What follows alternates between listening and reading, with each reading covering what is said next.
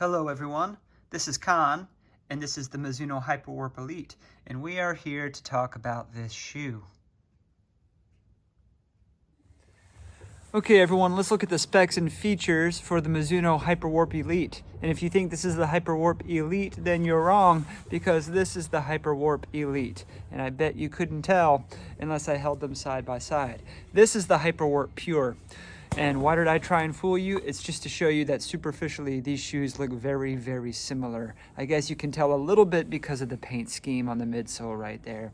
But you really can't tell them apart unless you're really looking for it and you're right up next to each other, or if you're holding them in hand. Let's go ahead and start with the weight, because we know the Hyperwarp Pure is really light. It's under 5 ounces in my men's 9.5. The Hyperwarp Elite in my men's US size 9.5. The left shoe was 171 grams, which is 6 ounces, and the right shoe is 168 grams, I think, which is 5.9 ounces. So about the same weight as the Metaspeed Tokyo series, Sky Tokyo and Edge Tokyo. Lighter than the Puma DV8 Nitro Elite 3.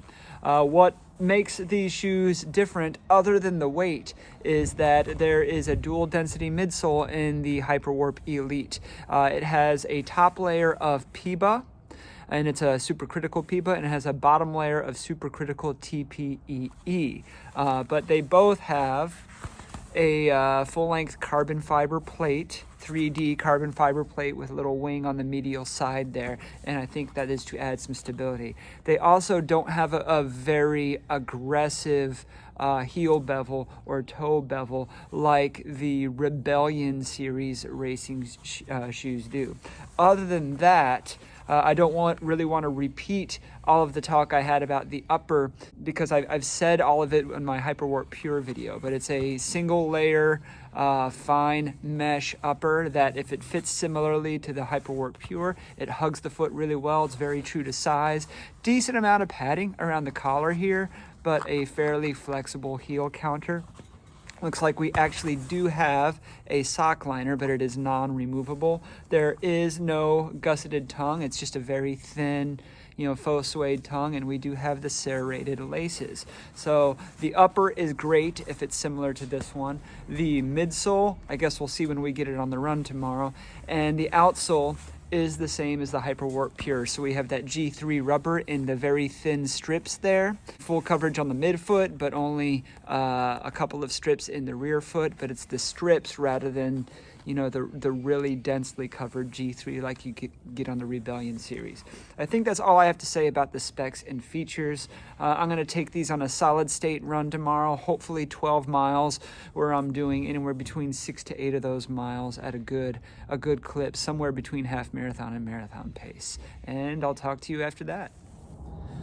So I just did my first run in the Mizuno Hyperwarp Elite, and it was as far as first runs for shoes go, this was one of the better ones. And I try not to get too excited on a first run, but it's the level of excitement I had the first time I ran in the Saucony Endorphin Elite, the first version, the first time, which was pretty exciting. That ended up being my marathon PR shoe. The plan was a 12-mile run with 8 miles at kind of a solid state tempo, which should be between half marathon and marathon pace. For me, I thought that would be somewhere between 6:10s and 6:15s. It ended up being a 6:06 average, with a gently rolling course. I had some company. My neighbor Mike was with me, and we were pushing each other, and that helped. And the weather is nice and cold, but still, this shoe felt great and natural. Somewhere between the Metaspeed series shoes, not between the Sky and the Edge necessarily, but between the Paris series and the Tokyo series. I'll talk more about that later. More testing and then shoe off. All right, we're gonna try and do a shoe off here. I have the Mizuno Hyperwarp Elite in the middle here, and I'm gonna compare it with its little brother, or more expensive little brother, the Hyperwarp Pure, the Adios Pro 4, the Nike AlphaFly 3, the Brooks Hyperion Elite 5, the A6 Metaspeed Sky Tokyo, and the Puma Faster Nitro Elite 3. It's also pretty windy around here right now, so we're going to see if this windscreen I have for my Insta360 is worth anything. All right, so I have the Mizuno Hyperwarp Pure on my left foot and the Hyperwarp Elite on my right foot. You can definitely tell these two shoes are related, and they're both turnover machines. The Hyperwarp Pure definitely makes me want to turn over more quickly. It's a lighter shoe, but they're both super light. The Elite, you can tell, has the thicker midsole, because it does, by about 4 millimeters. As far as the flavor of the midsole, I think the Hyperwarp Pure has a little bit quicker response. The Hyperwarp Elite has a little bit deeper response. But if you know what you're looking for and feeling for, you can kind of sense the two different midsole compounds in the Hyperwarp Elite, and they make sense together. It's not like some other shoes where two different compounds don't really match. The Metaspeed series shoes do that well too, but I think the Elite has got a good combo, and it feels like it would be more comfortable for a longer time on foot than the Pure. They both feel super speedy. Okay, so now I have the Adios Pro and the Hyperwarp Elite. Both of them use a fairly bouncy TPEE, but the Hyperwarp Elite uses it on the bottom and the Adios Pro uses it for the whole midsole. The Adios Pro 4 is less stable. Part of that has to do with the midsole cutouts, also because it's a really soft and bouncy TPEE in the Light Strike Pro, and it can be kind of unruly and chaotic. Some people like that. I think it relies on its geometry in the early rocker and the energy from that foam to be fast. The Hyperwarp Elite is a little more democratic. It relies on its lightweight and being very approachable and very easy to turn over to be fast. And I think it might work for more people, for more distances. But I think if you like one, you will probably like the other. All right, Nike AlphaFly 3, the Mizuno Hyperwarp Elite.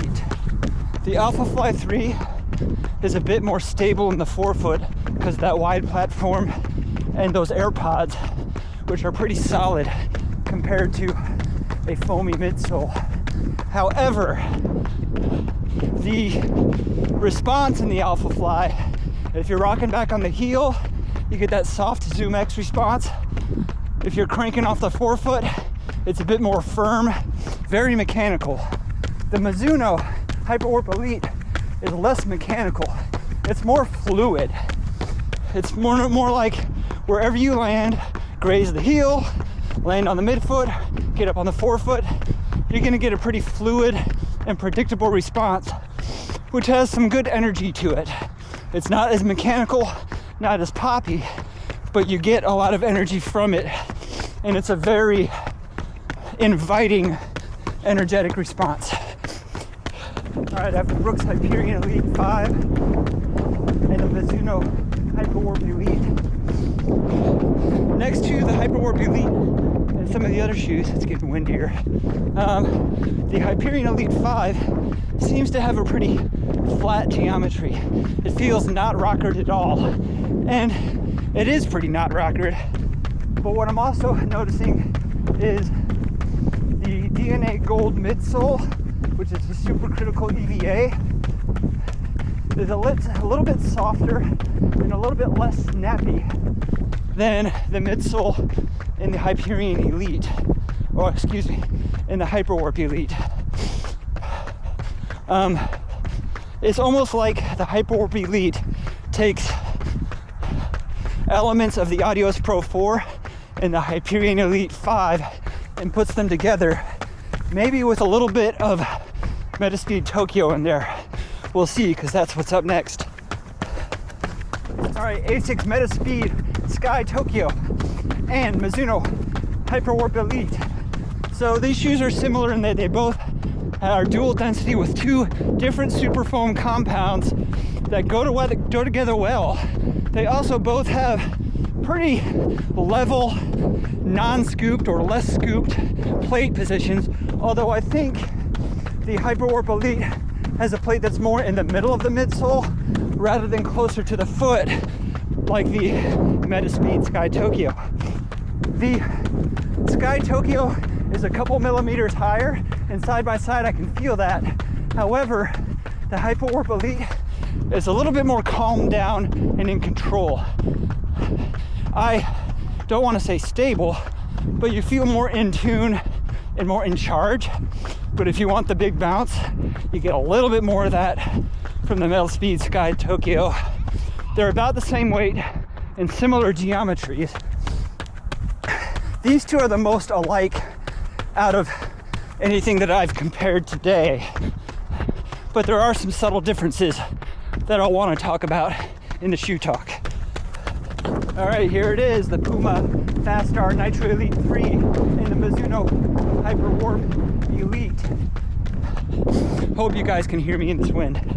So, the Fastar Nitro Elite 3, definitely more energetic on the toe off, but you are not in control of that shoe. Or if you are, it's the illusion of control. It's almost like the Fastar Nitro Elite 3 is running you, not you running the shoe. And I'm here for it. I love that about it because it's like free speed. The Hyperwarp Elite, you're in control, you have the reins. It's a plenty fast shoe. When I compared the Fastar Nitro Elite 3 with the Hyperwarp Pure, that was the main thing I said. The Hyperwarp Pure, you're low to the ground, you're in charge. All the turnover is you. It's similar with the Hyperwarp Elite. The difference is the Hyperwarp Elite has a little more protection. I think that comparison holds true here against the Fastar Nitro Elite 3. But whereas I would hesitate to take the Hyperwarp Pure on a longer race like a marathon, I think the Hyperwarp Elite is built for that. Maybe up to the marathon, maybe not past that. But there's also the Hyperwarp Pro, which I don't intend to get, but which will be even more protective. All right, shoe talk time. We have the Mizuno Hyperwarp Elite here. And as you probably recall from the shoe off, the shoe I found it most similar to in that batch was the Asics Metaspeed Sky Tokyo. And that's mainly because of the plate placement. If we look at the plate in the Hyperwarp Elite, you can see by the line here and actually by the plate itself that it's a pretty straight and horizontal plate placement, similar to what you will find in the Sky Tokyo or in the Sky series period. However, holding these two up together, you can tell that in the Metaspeed line, the plate is a lot closer to the foot than in the Hyperwarp line. And I do think that makes a difference. I know a lot of people like to feel the plate close to the foot, whether you like a scooped plate or a straight plate. I like to have a little bit of midsole between my foot and the plate, and I get that in the Hyperwarp Elite. I'm not saying one of these is better than the other, but they do have a different response based on that factor. Also, one thing that separates these is the more stable foam is closer to the foot in the Metaspeed Sky Tokyo, whereas the stabilizing foam, this TPEE, is closer to the ground in the Hyperwarp Elite, and we get the more bouncy foam, this supercritical PEBA on the top layer. So in that way, it would be more similar to the Edge Tokyo, where we get the more energetic foam on top, even though this is an ATPU in the Flight Foam Leap, and it has a PEBA on the bottom. However, more than that, I would say this shoe is more like a mix between the Metaspeed Sky Tokyo and the Metaspeed Sky Paris. This is the Edge Paris here because I don't have my Sky Paris anymore, but I'm holding up a Paris shoe, mainly because I get that dual density foam energy and a really good marriage of two elevated foams in both of these shoes, but this is a slightly firmer, more quick response like you get from the Paris series Metaspeed shoes. I love the Tokyo series shoes, but you do sit in them a little bit more. So while it feels like a more energetic response, it's definitely not as quick a response, not as much of a pop, more of a sit and bounce. And this is more of a pop. There's a little bit of sit in it, more than in the Hyperwarp Pure, but you get a good pop from this combination of foams. And I think that also makes up for the fact that it's 38 millimeters in the heel rather than 40 millimeters in the heel. And really, you're not going to miss those 2 millimeters, guys. I'm telling you, you won't. Even having them side by side, you really had to be like looking for that difference in order to notice those 2 millimeters. Also, with a 3.5 millimeter drop, making this 34.5 millimeters in the forefoot, there is more forefoot cushioning in the Hyperwarp Elite than in most super shoes that max out at 32 or 31.5 in the forefoot. The Metaspeeds are still pretty thick down there because they're also a lower drop super shoe. Said all that to say, I'm going to place the Hyperwarp Elite right here on my shoe matrix. It's definitely an all-rounder. I could take this for a 5K. I would probably take the Hyperwarp Pure over it for a 5K, but I could also take it for a marathon. And I'm not going to try the Hyperwarp Pro. This would be my marathon shoe if I were sticking to Mizuno, even more than the Rebellion Pro 3 Low. So it's an all-rounder, but it's also right between the cruiser style super shoe and the crank style super shoe. So it's really kind of a cruise cranker because it's that settled down geometry, but it's locked down enough and able to crank and turn corners that I can also crank in it. Since all of the major running shoe brands are having a silo of race day options, this one supposedly sits right in the middle between the Hyperwarp Pro, which is $250 US, and the Hyperwarp Pure, which is $300 US. You could say they would be used for different use case scenarios, like using the Hyperwarp Pure for faster races, although some people would take that on a longer race. I would say this is the most democratic choice in that it will appease those who want a really fast and light shoe. It's 170 grams, guys. It's under 6 ounces. It's super light, even if it's not the light test. But also those who want something that can go the distance. It's going to be something that you have control of. It's not going to be in control of you, but you're also going to get some fun response with it. Value-wise, $275 US. All of the shoes are getting more expensive. I think most people would probably feel like they got more out of $275 worth of this shoe than they would out of $300 for the Hyperwarp Pure. Those who want the lightest and the greatest and the most responsive may chip out that extra $25. But hey, for some, if you don't want this combination of PEBA and TPEE, you might use the Hyperwarp Pro, which is all TPEE, and it's got a little bit more weight to it and might be more comfortable for spending longer time on foot. But I like this shoe. It will be one of my racing options, not one of my racers that I would use as a trainer.